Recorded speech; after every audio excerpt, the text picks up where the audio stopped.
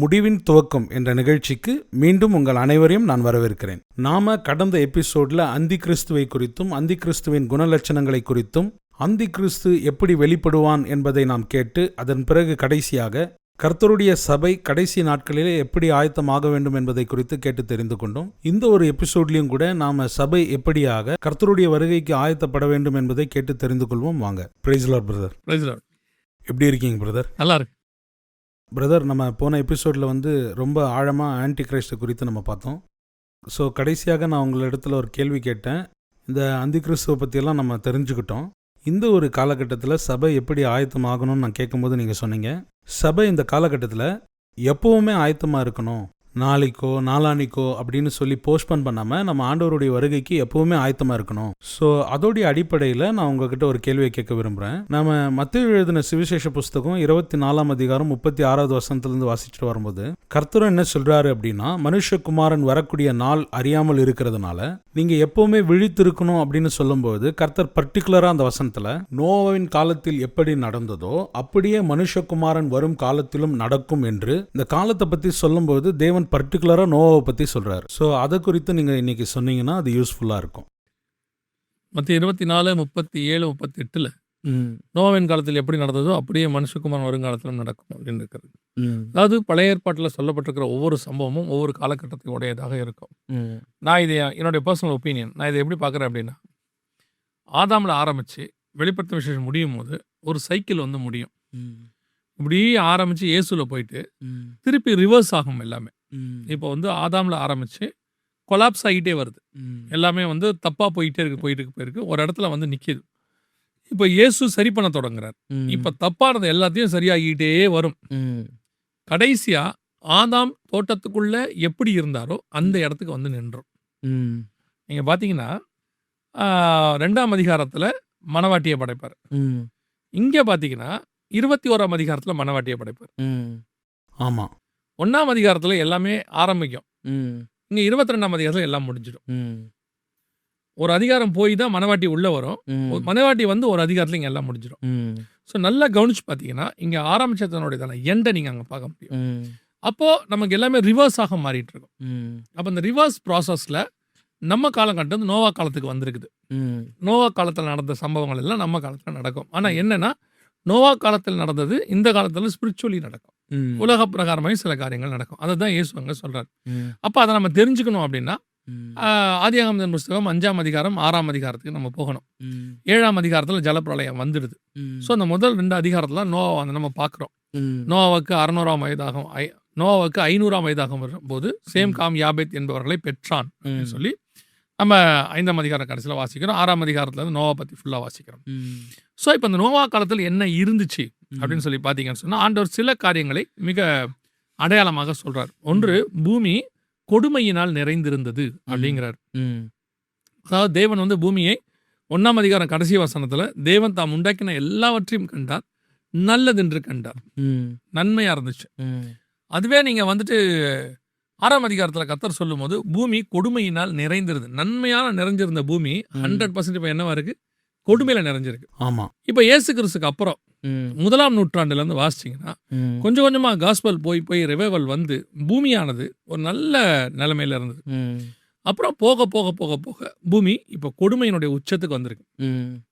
2 தீமோத்தேயு புஸ்தகம் 3ஆம் அதிகாரம் 1-2 வசனத்துல நீங்க வாசிக்கும் போது கடைசி காலத்தில் கொடிய காலங்கள் வரும் என்று நாம் வாசிக்கிறோம்.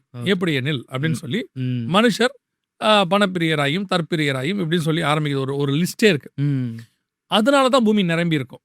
இப்போ பூமியோடையதான ஒரு மிக முக்கியமான விஷயம் பாத்தீங்கன்னா கொடுமையினால் நிறைந்தது. கொடுமைன்னா என்ன அப்படின்னு சொல்லி நீங்க பார்க்கும்பொழுது 2 தீமோத்தேயு 3ஆம் அதிகாரம் 1-2 வசனத்தை வாசிக்கும் போது அந்த இடத்துல அப்படியே உலகம் ஒரு சீர்கேடு, ஒரு மனுஷன் தற்பிரியமா, ஒரு பணப்பிரியமா, அடங்காதவர்களா, பெற்றோருக்கு கீழ்ப்படியாதவங்களா, மூர்க்கம் உள்ளவர்களா, இப்போ பூமி அப்படியே தான் இருக்கு.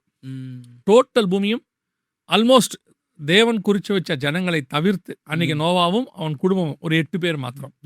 அந்த மாதிரி தான் ஒரு சின்ன குரூப் ஒவ்வொரு ஊர்லயா இருக்கலாம், ஒரு சபைக்குள்ளையா இருக்கலாம், சின்ன குரூப் காடுக்கு இருக்கு.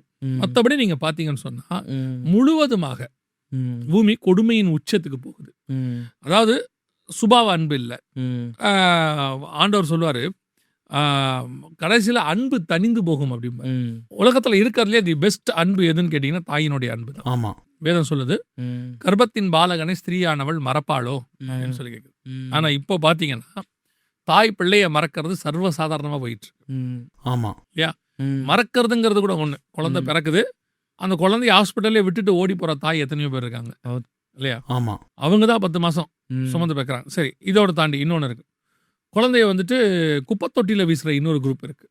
ஆமாம், அந்த குப்பத்தொட்டியில் வீசுகிற அந்த குழந்தைய நாய்கள் கடிச்சு கொதறதையும் பேப்பரில் நம்ம பார்க்க. அது என்னென்னா பிரதர், ஒரு 50-60 வருஷத்துக்கு முன்னாடி பெண் பிள்ளைங்களை மட்டும், ஒரு பெண் குழந்தை பிறந்தா அதை தூக்கி குப்பையில் போடுறத நம்ம பார்த்துருக்குறோம். ஆனால் இன்னைக்கு ஒரு ஆண் குழந்தையாக இருக்கலாம் அல்லது எந்த குழந்தையாக இருந்தாலும் சரி, இவ்வளவெல்லாம் விஞ்ஞானத்தில் நம்ம வளர்ந்துருக்கிற இந்த காலகட்டத்தில் இப்போவும் கூட அப்படிப்பட்ட காரியங்களை நிறைய நம்மளால் பார்க்க முடியுது. ஆமாம், அன்றைக்கி பெண் குழந்தைகளை ஏன் அப்படி பண்ணாங்க அப்படின்னா, பெண் குழந்தைங்களை வந்து கட்டி கொடுக்கறதுங்கிறது அதுக்கப்புறம் ஒரு பெரிய விஷயமா இருந்துச்சு, பேர்டனாக பார்த்தாங்க. பட் இன்னைக்கு அப்படி இல்லை. ஆமாம், இன்னைக்கு ரெண்டுத்தையும் பேர்டனாக பார்க்குறாங்க. ஆமாம், ஆமாம், ரெண்டுத்தையும் பேர்டனாக பார்த்து அது ஒன்று. மூணாவது, இதெல்லாம் கூட ஒரு 0.001% சேர்த்துக்கிட்டா கூட ஏற்றுக்கவே முடியாத ஒரு விஷயம் இருக்குது. என்னென்னா, பிள்ளைகளை தங்களுடைய ஆசைகளுக்காக கொலை செய்வது. ஆமாம், நான் இப்போ அதை நிறைய பேப்பர்ஸில் பார்க்குறேன் ஒரு விஷயம். அதாவது உங்களுக்கு தனிப்பட்ட வாழ்க்கையில் ஏதோ ஒன்று இருக்கு, அது நீங்களாச்சு தேவனாச்சு, ஏன் அந்த பிள்ளையை கொல்லணும்? அது என்ன பாவம் செஞ்சிச்சு? அது வந்து இப்போ அதிகமாகிட்டே போகுது. ஆமாம், இல்லையா? பெற்றோரை பிள்ளைகள் மறப்பாங்க. அது இயல்பாக இருந்துச்சு, உலகத்தில் நார்மலாக இருக்கும். பெற்றோரை பிள்ளைகள் மறப்பாங்க. ஆனால் பெற்றோர் ஒரு நாள் பிள்ளைகளை என்ன செய்ய மாட்டாங்க, மறக்கவே மாட்டாங்க. இன்னைக்கு பெற்றோர் பிள்ளைகளை மறக்கிற காலம், பெற்றோர் பிள்ளைகளை கொலை செய்கிற காலம். இது ஒரு பக்கம் கொடுமை. இன்னொரு பக்கம், இது நான் தாயை பற்றி பார்க்குறோம்ல, தகப்பனை போய் பாருங்க. நான் பார்த்த வரைக்கும் தகப்பன் வந்து தாயை விட்டு போகிறதுங்கிறது சகஜமாக நடக்கும், அந்தந்த காலத்தில் நடக்கும். அதுக்கு ஏதாவது ஒரு ரீசன் இருக்கும். ஆமாம், ஆனால் இப்போ தகப்பன் இருக்கிறாங்க, ஆனால் பெரும்பான்மையான குடும்பங்கள் குடியில் அழிஞ்சிட்டே இருக்குது. நிறைய பேருடைய வாழ்க்கை குடியில் அழிஞ்சிக்கிட்டே இருக்குது, தகப்பன்மார்கள். இது ஒரு பக்கம் போயிட்டு இருக்கு. தகப்பன்களே குடும்பத்தை நாசம் பண்ணுறதுங்கிறது அது ஒரு குரூப். அதெல்லாம் வாயை திறந்து சொல்லவே முடியாது, டிவியில் சொல்ல முடியாது, அவ்வளோ மோசமான விஷயங்கள்லாம் இருக்குது. இது கொடுமையினால் நிறைந்திருந்தது. இது ஒரு பக்கம் ஆண்டவர் சொன்னது அப்படியே இருக்குது. இன்னொரு பக்கம் நீங்கள் எடுத்துக்கோங்க, நம்ம கண்ணுக்கு முன்னாடி அந்த யுத்தங்களை பார்க்குறோம். இதெல்லாம் பார்க்கும்போது ஒரு ஹாஸ்பிட்டலில் குண்டு போடுறாங்க, ஒரு பள்ளிக்கூடத்தில் குண்டு போடுறாங்க இல்லையா? சின்ன பிள்ளைங்க 250 பேர் சாகுறாங்க. இப்போது பார்த்தோன்னா பிரதர், இந்த வார்லாம் நடக்குது இல்லையா, இதில் வந்து நிறைய அப்பாவி பொதுமக்கள் தான் செத்துக்கிட்டு இருக்கிறாங்க. அதுதான் இங்கே விஷயமே. இங்கே என்னன்னு கேட்டிங்கன்னா, ராணுவ வீரர்கள் குறைவாக தான் சாகுறாங்க. ஆமாம், பொதுமக்கள் அதிகமாக சாகுறாங்க. அதாவது எனக்கு அந்த நாட்டை நான் ஏன் பிடிக்கணும்? முதல்ல அவன் நாட்டுக்கு அவனுக்கு ஒரு வளம் இருக்குது, அந்த நாட்டை அவன் யூஸ் பண்ணுறான். சரி, அதை நீங்கள் என்ன வேணாலும் அதை பேசிக்கோங்க. நீங்கள் என்ன சொல்கிறீங்க? அவன் வளர்ந்து வந்தால் என்ன அடிப்பாங்கிறீங்க. நீங்கள் போய் அவங்ககிட்ட அது இருக்குங்கிறீங்க, போய் தேடி பார்த்தா அது அவங்ககிட்ட இல்லை. சரி, அது உங்களுக்கும் உங்களுடைய அரசியல். இந்த அரசியலில் அவனை பழி வாங்கிறதுக்கு ஒன்றுமில்லாத மனுஷங்களை கொலை பண்ணுறதுல என்ன இருக்குது? ஆமாம், அது யார் பண்ணாலும் தப்பு தானே. ஸோ பூமியானது கொடுமை. இதில் எது கொடுமை நான் சொல்கிறேன்னா, எல்லா காலத்திலும் யுத்தங்கள் நடந்திருக்குது, இந்த காலத்தில் மட்டும் நடக்குதுன்னு சொல்ல முடியாது. அது கொஞ்சம் கொடுமையாக மாறிக்கிட்டு இருக்கு, அவ்வளோதான். இப்போது செகண்ட் வேர்ல்டு வாரில் ஒரு குண்டு போட்டு ஒரு ஊரையே ஒரு குண்டு அழிச்சிருச்சு. ஹிரோஷிமா நாகாசாக்கிங்கிற 2 ஊரை 2 குண்டு அழிச்சிருச்சு. அந்த குண்டு போட்ட பைலட் பைத்தியம் ஆயிட்டாரு. போட்டுட்டு வந்தார்ல, அவர் போட்டுட்டு அந்த ஊரை அழியறத அப்படியே ஃப்ளைட்ல இருந்து பார்த்துருக்காரு. அவர் புத்தி பதிச்சிச்சு, அவர் ஒரு மாதிரி ஆள் இதாகிட்டார். ஆனா போட்ட நாடு இருக்குல்ல, போட்ட நாடும் அதோட இதான தலைவர்களும் இன்னைக்கு போற்றக்கூடிய இடத்துக்கு போயிட்டாங்க. ஆமா, இன்னைக்கு எப்படி இருக்கு, சில விஷயங்களை பார்க்கும்பொழுது எப்படி இருக்குன்னா, நோபல் பரிசுன்னு ஒன்று கொடுக்குறாங்கல்ல, அதோட ஹிஸ்ட்ரி படிச்சிருக்கீங்களா நீங்க? அவர் ஏன் நோபல் பரிசு கொடுக்குறாங்க அப்படின்ட்டு. ஆல்ஃபிரட் நோபல் அப்படிங்கிறவர் தான் அந்த நோபல் பரிசை உருவாக்குனவர். ஆக்சுவலாக அவர் கண்டுபிடிச்ச ஒரு கண்டுபிடிப்பு வந்து ஒரு பெரிய பேரழிவை உண்டாக்கிடுச்சு. அப்போ அவர் என்ன செய்யறாருன்னா, அந்த பேரழிவை தாங்க முடியாம அதுல இருந்து காப்பாத்துறதுக்கு சயின்ஸு, பிசிக்ஸு, கெமிஸ்ட்ரி இதுல எல்லாத்துலயும் பண்றவங்களுக்கு ஒரு பரிசு கொடுத்து அவங்களை கௌரவிக்கிறார். நீங்க சொன்ன மாதிரி அவர் டைனமிட்டை கண்டுபிடிச்சாரு. அது வந்து இந்த குவாரியில கல்லுகள் எல்லாம் உடைச்செடுக்க கண்டுபிடிக்கப்பட்டது. ஸோ இப்போ இதை என்ன பண்றாங்க அப்படின்னு சொன்னா, யுத்தம் நடக்கும்போது வேற தேசத்தின் மேல் போட்டு அதில் ஆயிரக்கணக்கான ஜனங்க சாகிறதுனால அவங்களுக்கு ஒரு கில்ட்டி கான்ஷியஸ் ஆகி அவர் என்ன பண்றாரு அப்படின்னா, அந்த டைனமைட் பேட்டன்ட் அவர் பேர்ல இருந்ததுனால அவருக்கு நிறைய இடத்துல இருந்து பணம் வர ஆரம்பிச்சுது. கடைசியாக அவருக்கு என்ன ஆச்சு அப்படின்னா, குற்ற உணர்வு ஏற்பட்டு ஸோ இதனால் நீங்கள் சொன்ன மாதிரி அவர் என்ன பண்ணார் அப்படின்னு சொன்னால், வந்த மொத்த பணத்தையுமே அவர் வந்து அந்த சயின்ஸ் அண்ட் டெக்னாலஜியில் கான்ட்ரிபியூட் பண்ண அவங்களுக்காக பரிசாக இந்த நோபல் பரிசுன்றதை அவர் தொடங்குறாரு. சரி, இப்போ சொல்லுங்க, நோபல் பிரைஸ் கொடுக்குறவங்க அந்த சயின்டிஸ்ட் அதிகமாக இருக்காங்களா, சாகுறவங்க அதிகமாக இருக்காங்க? ஆமாம், சாகிறவங்க தான் அதிகம். அதாவது நான் ஒரு தப்பு பண்ணிட்டேன், அதுக்கு ஒரு பிராயச்சித்தத்தை தேடுறேன், இவ்வளோதான் நான் செய்கிறேன்ல, ஆனால் என்னால் ஏற்பட்ட விளைவு இல்லையா? நம்மள இந்த 2ஆம் உலகத்தில் குண்டு போட்டாங்க, ஓப்பன்ஹைமர் பற்றி கூட ஒரு மூவிஸ் கூட வந்து பாருங்க. அவர் அதுக்கப்புறம் நான் குண்டு போட்டது தப்பு, நான் பண்ணக்கூடாது, செத்து போனவனுடைய கணக்கு என்ன இப்போ? ஆமாம் இல்லையா? இப்போ ஸ்ரீலங்கால கொத்து கொத்தா அப்படி பண்ணிட்டாங்க. இன்னைக்கு என்ன நடந்தது? போயிட்டு ஐநா சபையில பேட்டி நடக்குது. ஐநா சபையும் என்ன, அது யாரோ ஒருத்தருடைய கைப்பாவை. நம்ம இப்படியே பார்த்தோம்னா இன்னைக்கு உள்ளதான இந்த கான்செப்ட் எல்லாம் பாத்தீங்கன்னு சொன்னா பூமி கொடுமையா நிறைஞ்சிருக்கு. ஆமா இல்லையா? ஆமா. அதாவது இவங்களுக்கு ஃபேவரான நாடா இருந்தா தப்பு பண்ணா கூட அதை இவங்க சாதகமா பேசிக்கிறாங்க. எதிரான நாடா இருந்துச்சுன்னா அது தப்பு பண்ணலனா கூட அந்த நாட்டை ஒழிச்சு கட்டிடுறாங்க. இல்லையா? அதாவது வெனின்சுலா அதிபரை உள்ள போய் தூக்கிட்டு வராங்க. சரிதானே? உள்ள போய் தூக்கிட்டு வந்துட்டாங்க. ரைட். அவரை விட தப்பு பண்ண எத்தனை நாட்டு தலைவர்கள் இருக்கிறாங்க. அவர் என்ன தப்பு பண்ணாருன்றது இன்னும் நமக்கு தெரியல. அது இவங்க தான் சொல்றாங்கன்னு வச்சுக்கோங்களேன். அவரை விட தப்பு பண்ண தலைவர்கள் எல்லாம் இன்னும் உட்காந்துக்கிட்டு இருக்காங்க. இவங்களை போய் உங்களால தூக்கவே முடியல. ஏன்னா அவங்க உங்களுக்கு வேண்டப்பட்டவங்க. நான் இதை தான் கொடுமைங்கிறேன். ஒரு தனி மனிதன்ல ஒரு தாய் கிட்ட, ஒரு தகப்பன் கிட்ட, ஒரு பிள்ளைகிட்ட ஆரம்பிச்ச கொடுமை உலகம் முழுக்க இருக்கு. இன்னைக்கு நீதியே கிடையாது. நீதிங்கிறதே கிடையாது. நீதிங்கிறது என்ன பேசிஸ்ல இருக்குன்னா, பணம் இருக்கிறவங்களுக்கு வேற நீதி இருக்கு, பணம் இல்லாதவனுக்கு வேற நீதி இருக்கு. இதுதான் பூமியானது கொடுமையினால் நிறைந்திருந்தது. இதெல்லாத்த விட கொடுமை என்னன்னா, இது கொடுமைனே தெரியாம ஒரு சந்ததி நம்ம வாழ்ந்துட்டு இருக்கிறோம். இதையுமே நம்ம கொடுமைனே தெரிஞ்சுக்கல. நம்மளை பொறுத்த வரைக்கும் இது ஒரு லைஃப் ஸ்டைல். இதுல நான் பத்திரமா இருக்கிறேனா, என் குடும்பம் பத்திரமா இருக்குதா அப்படிங்கறதான மிகப்பெரிய செல்ஃபிஷ்னஸ் உச்சத்துக்கு. கிரைஸ்டோடையதான லைஃபும் கிரைஸ்டோடைய டீச்சிங்கே ஃபார் அதர்ஸ். ஆமா, உன்னை போல் உன் அயலானை நேசி. இல்லையா? இன்னைக்கு கிறிஸ்டியன்ஸோட எத்தனை பேர் இந்த டீச்சிங்கோடைய கரெக்ட்ல இருக்காங்க நீங்க நினைக்கிறீங்க? நான் என் கண்டிப்பா உங்க குடும்பத்தை நீங்க காப்பாற்றணும், அது உங்கள் மேல் விழுந்த கடமை. நோவா தன் குடும்பத்தை ரட்சிக்கும்படி பிழை உண்டு பண்ணினான். ஆனா ஏன் பிரசங்கம் பண்ணினான்? ஆமா, எல்லாரும் வரணும்ன்றது தானே கான்செப்ட். இன்னைக்கு அது இல்லவே இல்லைல்ல. அப்போ இதுதான் கொடுமை. சரி, இது உலகத்துல உள்ளவங்க தான் இப்படி இருக்காங்கன்னு பார்த்தா, what about the church? Church உலகத்துக்கு மாடலால இருக்கணும். இந்த விஷயங்கள் உலகத்துல நடக்கும்போது அவன் சபையை பார்க்கும்போது மனம் திரும்புவான். சரி, இப்படி ஒரு லைஃப் ஸ்டைல் இருக்கு, இதான் இயேசு இப்படிதான் சொல்லி கொடுத்துருக்காரு, அதை ஒரு கூட்டம் செய்யுது அப்படின்னு நம்மளை பார்த்தா அவனுக்கு தோணணும்ல. தோணலையே. அவன் அளவுக்கு அவன் கொடுமையினால இருக்கானா, நம்ம அளவுக்கு நம்ம கொடுமையில் இருக்கோம். இதுதானே பாக்குறாங்க. இதுதானே அதுதான் இப்ப நான் என்ன சொல்ல வரேன். பூமி நோவா காலத்தை விட மோசமான இடத்துல இருக்கு. அன்னைக்கு வந்து கிருபைன்னு ஒண்ணு இல்லை. தேவன் வந்து கிருபையா இருக்கிறார். அதுல நோவாவுக்கு கர்த்தருடைய கண்களில் கிருபை கிடைத்தது. கிருபையா இருக்கிறார், அதுல மாற்று கருத்து இல்லை. ஆனா இயேசுவின் ரத்தம் சிந்தப்பட்ட அந்த கிருபை அவங்களுக்கு கிடைக்கல. அந்த காலகட்டத்தில் இருந்த கொடுமையை விட இந்த காலத்துல இந்த கொடுமை அதிகமாக இருக்கு. ஆமா. ரெண்டாவது, நீங்க அதே 6ஆம் அதிகாரம் ஆதியாகமத்துல பாத்தீங்கன்னா, சீர்கேடா இருந்தது, கொடுமையினால் நிறைந்திருந்தது, சீர்கேடா இருந்ததுன்றது. சீர்கேடுனா என்ன? நான் இதை வாசிக்கும் போது எனக்கு ஆண்டவர் வேதத்துல வந்து சொல்லி கொடுத்தது. கர்த்தர் 6 நாள்ல 6 படைப்பு பண்றாரு. 6 படைப்பும் இன்னைக்கு சீர்கேடாயிருச்சு. கர்த்தர் உண்டாக்கினா எல்லாமே என்னவாயிருச்சு? சீர்கேடாயிருச்சு. இப்ப கர்த்தர் என்ன பண்றாரு? இருளுக்கும் வெளிச்சத்துக்கும் வித்தியாசத்தை உண்டாக்கினார். வெளிச்சத்துக்கு பகல் என்று பெயரிட்டார், இருளுக்கு இரவு என்று பெயரிட்டார். இன்னைக்கு நீங்க பகலை இரவாக்கா பாக்குறீங்க, இரவ பகலாக்கா பாக்குறீங்க தானே? இல்லையா? 104ஆம் சங்கீதம் சொல்லுது, மனுஷன் காலையில போயிட்டு சாயங்காலம் வீட்டுக்கு வரணும், நைட்டு தூங்கணும்னு. இன்னைக்கு நைட்டு வெளியே போயிட்டு வேலை பார்த்துட்டு காலைல வந்தோன்னா நீங்க தூங்குறீங்க. ஆமா, இது சீர்கேடு தானே இது. ஆண்டவர் சொல்றாரு எரேமியால, பகலுக்கும் இரவுக்கும் நான் உண்டாக்கின பிரமாணத்தை நீ மாத்தினா நான் உனக்கு இது பண்ணி போட்டுருவேன்னு சொல்றாரு ஆண்டவர். இன்னைக்கு அந்த பிரமாணம் மாறிடுச்சுல்ல. பகலுக்கும் இரவுக்குமான பிரமாணம். அமெரிக்காவில் உள்ளவன் அமெரிக்காவுக்கு வேலை செய்யணும் பகல்ல, அவன் நைட்ல தூங்கணும். இந்தியாவில் உள்ளவன் அமெரிக்காவுக்கு நைட்ல வேலை செய்யறான். ஆமா, பகல்ல தூங்குறான். இவங்க என்ன சொல்றாங்க? தூங்குறமா? இது அவங்களுக்கு சீர்கேடுன்னு தெரியுமா? தெரியாது. தெரியாது. நீங்க சொன்னாலும் நீங்க பைத்தியக்காரங்க இன்னைக்கு. ஆனா இப்ப நம்ம பைத்தியக்காரன் சொல்றோம்ல, இவங்க எல்லாருக்கும் பாருங்க 40 வயசுல ஹார்ட் அட்டாக் வருது. ஆமா, 40 to 50 ஹார்ட் அட்டாக் வந்துருது. இப்படிப்பட்ட ஆட்களுக்கு பாருங்க குழந்தையின்மை அதிகமாக இருக்கு. இப்படிப்பட்ட ஆட்களோட லைஃப்ல பாருங்க அவங்களுடைய உடம்பு பாதிக்கப்படுறதெல்லாம் ரொம்ப அதிகமா இருக்கு. டிப்ரெஷனும் ஜாஸ்தி ஆகுது. டிப்ரெஷன் ஜாஸ்தி, ஸ்ட்ரெஸ் ஜாஸ்தி, கேன்சர் ஜாஸ்தி.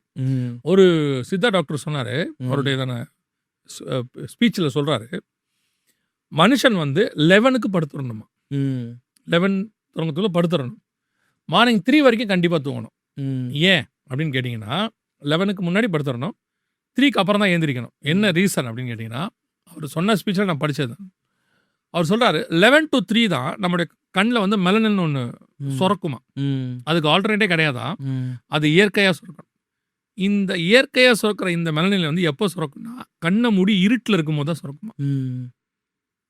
அது சுரக்கிறது நம்ம பாடியில் இருக்கக்கூடியதான மிகப்பெரிய எதிர்ப்பு சக்தியா, குறிப்பாக கேன்சருக்கு. இந்த கண்ணு முழிக்கிற ஆட்களுக்கு தான் இந்த மாதிரி அதிகமாகுது அப்படின்னு அவன் சொல்றேன். இந்த செட்டப்பை யார் உருவாக்கி வச்சிருப்பா? ஆமா, காட் அழகா ரெடி பண்ணி வச்சிருந்தார். கர்த்தர் ஆரம்பத்திலே எல்லாம் ரெடி பண்ணி வந்துட்டாரு. கர்த்தர் தான் வசனம் சொல்றது அவனுக்கு நித்திரை உண்டு பண்ணினார். ஆமா இல்லையா? தூக்கம் மனுஷன் கொண்டது அவர் தான் கொண்டாடுறாரு. இன்னும் வசனம் சொல்லுது, கர்த்தர் தமக்கு பிரியமானவனுக்கு நித்திரை அழைக்கிறார். ஒரு மனுஷன் அவனோட உடம்பு சரியில்லைன்னா தூக்கம் இல்லைன்னு அர்த்தம். டாக்டர் கேட்குற முதல் கேள்வி, நல்லா தூங்குறீங்களா, பசிக்குதா, ரெண்டும் கேட்குறாருல்ல. ஆமா. அப்போ அந்த தூக்கம் ஒரு சீர்கேடு. இன்னைக்கு அப்படியே 1 மணி வரைக்கும் உட்காந்து நம்ம ஃபோன் பார்க்குறோம், திருப்பி காலைல 8 மணி வரைக்கும் தூங்குறோம். சிலர் அதாவது பூமி சீர்கேடுக்கு போயிருச்சு. நைட்டு முழுக்க வண்டி ஓடுது, நைட்டு முழுக்க ஃப்ளைட்டு பறக்குது. நம்ம லைஃப் ஸ்டைலும் மாறிடுச்சு. இப்போ அதை மாற்ற முடியாதுன்னு வச்சுக்கோங்களேன். கூடுமான வரைக்கும் நம்மளை என்ன பண்ணிக்கிறோம், ரெடி பண்ணிக்கிறோம். ஆனா இது இப்ப நான் சொல்றது இது சீர்கேடுன்னு அவங்களுக்கு தெரியுமான்றதுதான் கேள்வி. தெரியாது உங்களுக்கு. சரி, ஆண்டவர் 2வது நாள்ல தண்ணீரெல்லாம் ஒரு இடத்தில் சேர கடவுது, வெட்டாந்தரை உண்டாக்க கடவுது. சமுத்திரத்தை சொல்றாரு, இதுக்கு மிஞ்சி நீ வராத. ஓகே தானே? நீங்க மண்ணு கொட்டி கடலை உள்ள தள்ளுறதுக்கு பேர் என்ன? ரீக்ளைமிங் லேண்ட்னு சொல்றீங்க. அது அப்படியே உள்ள தள்ளி இது பண்ணிடுறீங்க. சரி, ஒரு சிம்பிள் லாஜிக் தான் பிரதர். இந்த பக்கம் தண்ணியை தள்ளினா அந்த பக்கம் என்ன ஆகும்?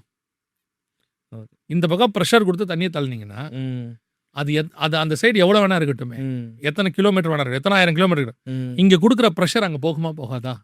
போகும் தானே. அப்ப அந்த பக்கம் சுனாமி வரதானே செய்யும். ஆமா இல்லையா? அப்புறம் சுனாமி வந்துட்டா கடவுளை திட்டின என்ன அர்த்தம்? கடவுள் இருந்தா ஏன் சுனாமி வருது? கடவுள் அவங்க ரீக்ளைம் லேண்ட் பண்ண சொன்னாரு. நீ எவ்வளவு லேண்ட் வச்சிருக்க, அந்த லேண்ட்ல ஒன்னும் பண்ணாம பீச் ஓரத்துல சீஷோர் அங்கதானே உனக்கு டூரிஸ்ட் ஸ்பாட் இருக்கு. ஆமா, இது நீங்க உங்களை ஆண்டவர் சொல்ல சொன்னார். எப்படி அவரு கடற்கரை ஓரத்துல ஆண்டவர் தண்ணி ஊருக்குள்ள வராம இருக்கிறதுக்கு மரங்களை வச்சாரு, மண்ணு போட்டு வச்சாரு. நிறைய பீச் கூழாங்கல்ல இருக்கும், பெபிள்ஸ்ல இருக்கும். ஏதோ ஒன்ன போட்டு ஆண்டவர் வச்சாரு. நீங்க என்ன பண்றீங்க? அது எல்லாத்தையும் ரிமூவ் பண்ணி அங்கதான் தீம் பார்க் வைக்கிறீங்க, அங்கதான் சீஷோர் வச்சு அங்க வீடு கட்டுறீங்க, நீங்க சி வியூ அப்படின்னு வைக்கிறீங்க, ஸ்டார் ஹோட்டல்ஸ் கட்டுறீங்க, மண்ணை உள்ள தள்ளி தள்ளி தள்ளி எல்லாம் பண்றீங்க. சீர்கேடு தானே இது. 3வது நாள் மரம் செடி கொடி உண்டாக்குனாரு. மரம் செடி கொடியை உண்டாக்கும் போதே கர்த்தர் எல்லாத்தையும் விதையோட உண்டாக்கி இருக்கிறாரு. விதையோட இருக்கிறத சாப்பிடுன்னு 1:29 சொல்றாரு. நீங்க சீட்லெஸ் உண்டாக்கிட்டீங்க. ஒவ்வொன்றுத்துக்கும் ஒரு டைம் வச்சிருக்காரு. குழந்தை பிறக்கிறதுக்கு 9 மாசம். கரெக்ட் தானே? ஒரு குழந்தை பிறக்கிறதுக்கு 9 மாசம். ஒரு தென்னை மரம் வளர்றதுக்கு இத்தனை மாசம். எல்லாத்துக்கும் ஒரு வச்சார்ல. நீங்க சீக்கிரம் பண்ணு ஒரு முடிவு கொண்டீங்கல்ல. ஆமா இல்லையா? 9 மாசத்துல பிறக்க வேண்டிய குழந்தை 7 மாசத்துல பிறந்தா அதுக்கு பேர் என்னது? இம்மெச்சூர் பேபி, குறைப்பிரசவம் அப்படின்னு நம்ம சொல்றோம். அதுக்கு நிறைய பார்ட்ஸ் வளர்ச்சி அடையாமல் இருக்கும். ஆமா, அதை நீங்க இன்குபேட்டர்ல வைக்கணும், பத்திரமா பாதுகாக்கணும். மிஞ்சி போச்சுன்னா இன்னும் ஒரு 6 வீக்ஸ், ஒரு 6 வீக்ஸ் குறைவா பிறந்தாலே அந்த குழந்தை பாதிக்கப்படுது இல்ல. ஆமா தானே? 6 months 6 years வளர வேண்டிய மரத்தை நீ 6 monthsல வளர்க்கறன்னா அதுக்கு பேரு GMO product, genetically modified organ. கேட்டா நீங்க சொல்றீங்க இல்ல இவ்வளவு மக்கள் தொகைக்கு இப்படி இருந்தாதான் முடியும். உங்களை யார் அப்படி சொன்னா? கிட்டத்தட்ட 6000 வருஷமா ஜனங்களுக்கு எல்லாம் இருந்துச்சு. இந்த 100 வருஷம் தான் ஜனங்களுக்கு எல்லாம் இல்லாம போயிடுச்சா?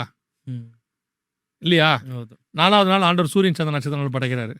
ஆர்டிபிஷியல் சன்னியா உண்டாக்குறீங்க. ஆண்டவர் சொல்லிட்டாரு ஏசாயால, மனுஷனுடைய குடியிருப்புக்கு என்று பூமியை தந்திருக்கிறார். அவ்வளவுதானே? நீங்க நிலாவுல போய் வாழ போறேன்றீங்க. ஆமா, அப்படி சொல்றாங்களே தவிர அங்க போய் யாராலையும் வாழ முடியல இன்னி வரைக்கும். அது முடியாத வச்சுங்களேன். அப்புறம் செவ்வாய் கிரகத்துக்கு மார்ஸுக்கு போறேன்றீங்க, இன்னொரு கிரகத்தை ரெடி பண்றேன்றீங்க. இதே பூமியில இன்னும் எவ்வளவு இடம் நம்ம ஃபில் பண்ணாம இருக்கோம். ஆமா, எவ்வளோ இடம் இருக்கு. நீங்க குறிப்பிட்ட ஒரு ஏரியாக்குள்ள எல்லாத்தையும் ஒரு சிவிலைசேஷனை உண்டாக்கிட்டு அதுல பில்டிங்கை மேல மேல கட்டிட்டு அங்கதான் இருக்கீங்க. காலி ஏரியா எவ்வளவு இருக்கு, இதை ஃபில் பண்ணணும் உங்களுக்கு தோணவே இல்லைல்ல. ஆமா. நிலால போய் ஆக்சிஜனே இல்லைன்னு நீங்க தான் சொல்றீங்க. இப்போ ஆர்டிஃபிஷியல் சன் ஒன்று உண்டாக்குறாங்க. ஜெர்மனியும் உண்டாக்குது, சைனாவும் உண்டாக்குது. இந்த ஆர்டிஃபிஷியல் சன்னும் ஆர்டிஃபிஷியல் நீங்க நிலாவில் போய் வாழ போறதும் மனுஷனை எந்த அளவுக்கு வாழ வைக்கும்? நிலாவில் வாழ முடியாதுன்னு கண்டுபிடிச்சாச்சு. இப்போ மார்ஸுக்கு போயிருக்கீங்க, மார்ஸ்ல வாழ வைக்க போறேன். அங்கேயும் ஒரு நாள் இல்லைன்னு நீங்க சொல்லிடுவீங்க. ஏன்னா பைபிள் சொல்லுது, நீ வானத்துக்கு ஏறி நட்சத்திரங்கள் நடுவே உன் கூட்டை கட்டினால் உன்னை அங்கிருந்து நான் விழ பண்ணுவேன். உபதியா 4 கன்ஃபார்மா தான் நடக்கணும்னு வச்சுக்கோங்களேன்.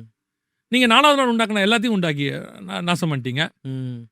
ஆண்டவர் நட்சத்திரத்தை உண்டாக்குனா நடுவில் சேட்டலைட்டை கொண்டு போய் நிறுத்தி, இப்போ சேட்டலைட் நீங்க சேட்டலைட் என்ன சொல்லுவீங்க? நாங்கள் நல்லதுக்கு தான் உண்டாக்கியிருக்கோம், நாங்கள் வந்துட்டு புயலை பார்க்கறதுக்கு, நாங்கள் வந்துட்டு சுனாமி கண்டுபிடிக்கிறதுக்கு, எஜுகேஷன் பர்பஸ்க்கு இதெல்லாம் பண்ணீங்களா? இந்த 6000 வருஷமா எஜுகேஷன் இல்லாமே இருந்துச்சா? மக்கள் அறிவு இல்லாம தான் இருந்தாங்களா? இந்த 100 வருஷம் தான் அறிவாளி ஆயிவேன். சரி, நீங்க உண்டாக்குனீங்கல்ல, இப்போ சேட்டலைட்னால ஒரு கழிவு மேலே வந்திருக்குல்ல, இத்தனை செகண்டுக்கு ஒரு கழிவு வந்து சேட்டலைட்டை தாண்டிட்டு இருக்கு. எப்போ எது அங்கே இடிக்கும்னே தெரியாது. ஏற்கனவே நமக்கு மீட்டராய்ட்ஸ், ஆஸ்ட்ராய்ட்ஸ் எல்லாமே இருக்கு. இப்போ இந்த சேட்டலைட்டால் ஏற்பட்ட கழிவுகள் இருக்குல்ல, பல லட்சங்கள் இருக்கு மேல. ஆமா. இப்போ அதனால ஏற்படக்கூடிய விளைவுகளை யாரு கொண்டாடுவா? அதை நீங்க எப்படி கிளீன் பண்ணுவீங்க? ஏற்கனவே நீங்க பூமியில இருந்தது எல்லாத்தையும் அட்வான்ஸுங்கிற பேர்ல கொண்டு போய் அப்புறம் நீங்களே இப்போ என்ன சொல்லிட்டீங்க? ஒரு நடந்து போயிட்டு இருந்த மனுஷன், அவன் எந்த விதமான இதுவும் இல்லாமல் ஆரோக்கியமாக இருந்தான். அப்புறம் அவன் வண்டி கண்டுபிடிச்சான், மரத்தெல்லாம் வெட்டிட்டான், ஆக்சிஜன் போச்சு. அப்புறம் பெட்ரோல் போட ஆரம்பிச்சு, கார்பன் டை ஆக்சைடு போட ஆரம்பிச்சு, பெருசாயிருச்சு. அப்புறம் கார்பன் டை ஆக்சைடு லெவல் பயங்கரமாயிருச்சு, குளோபல் வார்மிங் ஆயிடுச்சு. அதுக்கப்புறம் ஓட்டத்தை நிறுத்துங்கிறீங்க. யார் கண்டுபிடிச்சது? இப்போ யார் நிறுத்த சொல்றது? கரெக்ட். இதுக்கு பேர் தான் சீர்கேடு. பூமியானது சீர்கேடு. 5வது நாளில் சமுத்திரத்தில் எல்லாத்தையும் கொண்டாடுறாரு. நீங்கள் சமுத்திரத்தில் போய் குண்டு வெடிச்சு பார்க்குறீங்க. எல்லா ஆட்டோமேட்டிக்லேருந்து, நியூக்ளியர்லேருந்து, ஹைட்ராலிக்லேருந்து எல்லாம் வெடிச்சு பார்க்குறீங்க. மொத்த மீனும் செத்து போகுது. ஆமாம். கடலோடைய தன்னை இயற்கை ஃபுல்லாக பாதிக்கப்பட்டுருச்சுன்னு சொல்கிறான். இங்கே இருக்கிற மொத்த கழிவையும் கொண்டு போய் உள்ளே தள்ளிட்டீங்க. ஆமாம் தானே?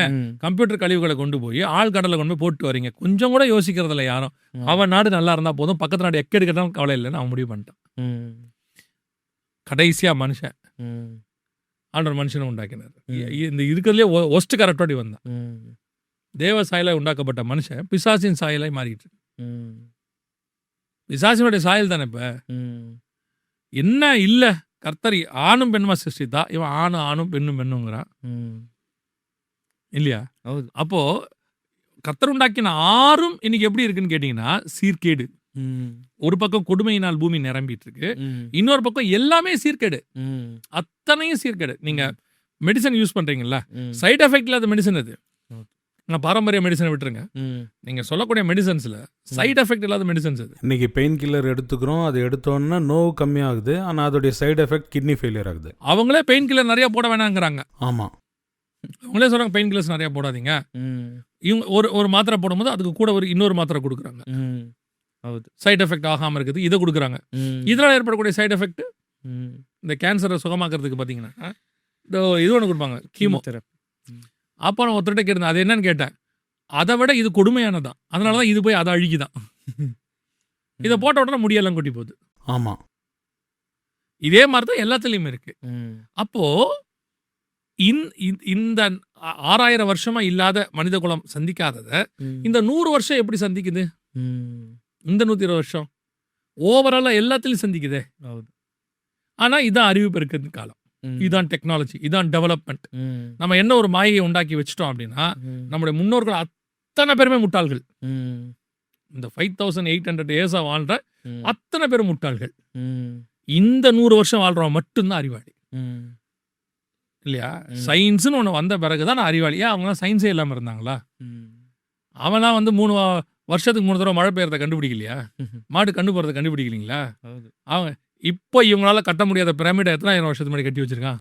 ஆமா, இப்போவும் கூட எவ்வளோ டெஸ்ட் பண்ணி பார்க்குறாங்க, ஆனால் இதை எப்படி கட்டினாங்கன்னு கண்டுபிடிக்க முடியல. எப்படி கட்டினாங்கன்னு கண்டுபிடிக்க முடியல, என்ன வரைக்கும் முடியல. ஆமா, எதை வேணாலும் நீங்க எடுத்துக்கோங்க. ஆமா, மெக்சிகோல இருக்கக்கூடிய பிரமிட் எடுத்துக்கோங்க, இன்னும் அதை செய்யவே முடியல. நோவா கட்டின பேழைய திருப்பி கட்டுறதுக்கு எத்தனை வருஷம் ஆச்சு? 1918 மேலதான் கட்ட முடிஞ்சிச்சு. ஆமா, நோவா கட்டின பேழைய அந்த மாதிரி சைஸ் கிடையாது, கட்ட முடியாது. எவ்வளோ இருக்கு, நீங்க பைபிள் இவ்வளோ இருக்குல்ல, பிப்ளிக்கல் எடுத்துக்கோங்க. இல்லையா? ஒரு ஆடு குட்டி போடும்போது இந்த கலர்ல குட்டி போடணும்ட்டு யாக்கோபு மரத்தை வெட்டி போறாரு, குப்பை வெட்டி போறாருன்னு இருக்கு இல்லையா? அது பொழியும் போது இப்படி செய்யணும்ன்றாரு. இது எவ்வளவு பெரிய சயின்ஸ். ஆமா. அவர் அங்க டிஎன்ஏ மாத்தக்கூடியதான ஒரு விஷயத்தை இன்ன வரைக்கும் நம்மளால டிஎன்ஏ மாத்த முடியலையே. அவர் மாத்துறாரு அந்த இடத்துல உட்காந்து. இப்ப நம்ம அத்தனை பேரும் இங்க இருந்து சேட்டலைட் விடுறோம்ல, விட்டு முதல்ல என்ன தேடுறோம்? நிலாவுக்கு போனாலும் சரி, மார்ஸுக்கு போனாலும் சரி, முதல்ல என்ன தேடுறோம்? என்ன இருக்கான்னு? தண்ணி இருக்கான்னு தேடுவோம். இதை நாங்க 4000 வருஷத்துக்கு முன்னாடி பேழையில இருந்து ஒரு புறா விட்டு தண்ணி இருக்கான்னு தேடிட்டோம் பூமி மேல. இவங்க விட்ட சேட்டலைட் திருப்பி கொண்டு வர முடியாது. அவர் விட்ட சேட்டலைட் திருப்பி கொண்டாண்டார் உள்ள. ஆமா. எவ்வளவு பெரிய டெக்னாலஜி. அப்போ மனுஷன் 4000 வருஷமா அறிவு இல்லாம இருந்தானா, அவன் அறிவு எப்படிப்பட்டதா இருந்துச்சுன்னா, தேவன் இயற்கை, அவன் இயற்கைன்றான், நம்ம தேவன்றோம். அந்த இயற்கை தேவன் கொடுத்த அழிக்காம அவனோட அறிவை யூஸ் பண்ணிட்டு இருந்தான். ஆமா. ஏன்னா கர்த்தர் சொல்றாரு, இதை எதையுமே நீ ஒழிச்சிடாத, நான் உங்ககிட்ட பத்திரமா கொடுக்குறேன், just keep it and watch it. வன்படுத்தவும் காக்கவும் வைத்தார். Just keep it and watch it. இதை நீ அப்கிரேட் பண்ணாதானே. இப்போ நம்ம தான் அப்கிரேட் பண்ற மாதிரி ஆக்கி கொஞ்சம் கொஞ்சமா அப்கிரேட் பண்ணி இன்னைக்கு இருக்கிறதுலே ஒஸ்ட் சினாரியோ. இப்போ நீங்க இவ்வளவு மருந்து கண்டுபிடிச்சிருக்கீங்களே, அந்த மருந்துகள் மனுஷனை எவ்வளவு காப்பாற்றும், நீங்க கண்டுபிடிச்சிருக்க குண்டுகள் எவ்வளவு மனுஷனை அழிக்கும்? எது ஜாஸ்தி? இப்ப குண்டுகள் அழிக்கிறது தான் ஜாஸ்தி. குண்டுகள் தான் ஜாஸ்தி. மருந்து அதான் அன்னைக்கு ஒரு சர்வே சொல்றாங்க, இவங்க ஆயுதங்களுக்கு செலவு பண்றாங்கல்ல, அதுல 30% கொடுத்தா போதுமா, 30%. உலகத்துல இருக்கிற 800 கோடி மக்களுக்கும் சாப்பாடு போட்டுடலாமா 3 வேளையும். அப்ப எதுக்கு இவ்வளவு குண்டு? இதுதான் கொடுமை, சீர்கேடு. நோவா காலத்தை விட பல மடங்கு பெருசு. இது இப்ப இருக்க ஜனங்களுக்கு இது தெரியாது. ஏன்னா அன்னைக்குள்ள ஜனங்களுக்கு அவங்க உணராது இருந்தார்கள் இருக்கு. மேத்யூ 24:38. ஆமா. உணர்வில்லா இருதயம். இன்னைக்கு உள்ளவங்களுக்கு இவங்களுக்கு டெக்னாலஜி, சயின்ஸ், இப்படியே என்டர்டைன்மெண்ட், ஸ்போர்ட்ஸ் இப்படியே போயிட்டாங்களே ஒழிய, நமக்கு பின்னாடி இவ்வளவு ஒரு கொடுமையும் சீர்கேடும் இருக்குங்கிறதான அந்த உணர்வு இவங்க யாருக்கும் இல்லை. அதுதான் இவங்களோட அழிவுக்கு மிக முக்கியமான காரணமாக இருக்கப்படும். ரொம்ப சந்தோஷம் பிரதர். இந்த நோவா இன்சிடென்ட்லேருந்து இதில் நிறைய விஷயம் இருந்தாலும் கூட ஒரு குறிப்பிட்ட விஷயத்தை இன்றைக்கி டிஸ்கஸ் பண்ணியிருக்கோம். அதில் கொடுமையை பற்றி பார்த்தோம். ஏன்னா ஆதியாகமத்திலையும் கூட நோவாவின் நாட்களில் பூமியானது கொடுமையில் நிறைந்திருந்ததுன்னு சொல்லி, அது என்ன அப்படின்னு ரொம்ப விவரமாக இந்த எபிசோடில் நோவாவின் நாட்கள் எப்படி இருந்தது, இன்றைக்கி நம்ம வாழ்கிற இந்த ப்ரெசன்ட் சிச்சுவேஷனில் எப்படி இருக்குது, தேவன் ஆரம்பத்தில் சிருஷ்டித்த பூமிக்கும் இன்றைய பூமிக்கும் என்ன வித்தியாசம்னு சொல்லி விவரமாக சொன்னீங்க. இன்னும் வரக்கூடிய எபிசோடில் நோவா குறித்து, ஏன்னா ஆண்டவரும் கூட பர்டிகுலராக நோவாவின் நாட்கள் எப்படி இருந்ததோ மனுஷகுமாரனுடைய வருகையின் நாட்கள் அப்படி தான் இருக்குன்னு சொல்லியிருக்காரு. இந்த நாளுடைய எபிசோட்லேயும் கூட சபையை தவிர்த்து மற்ற காரியங்களை குறித்து நம்ம பார்த்தோம். வரக்கூடிய எபிசோடில் சபைக்கு உள்ள நோவாவின் நாட்களில் இருந்த காரியங்கள் என்ன இருக்குன்னு சொல்லி அடுத்த எபிசோடில் நம்ம பார்ப்போம். இந்த எபிசோடில் வந்ததுக்காக நன்றி.